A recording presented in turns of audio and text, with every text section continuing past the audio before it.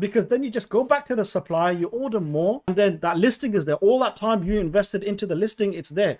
And one by one, you're going to be building up a business where you can keep restocking. You see, the people who are doing the resale business where they're finding winning products and then they're selling it, they can only sell this once and they can't restock it. The people who are doing the wholesale business, they can keep restocking this item. He sold this product 291 times in the last 30 days. This one 187. This one 134. Just look at these products. They're selling multiple times on a daily basis. And that's why this is a fantastic business model, because eventually once you've got around about 100 products, right, you could be making in the excess of £5,000 a month profit if you've got winning products.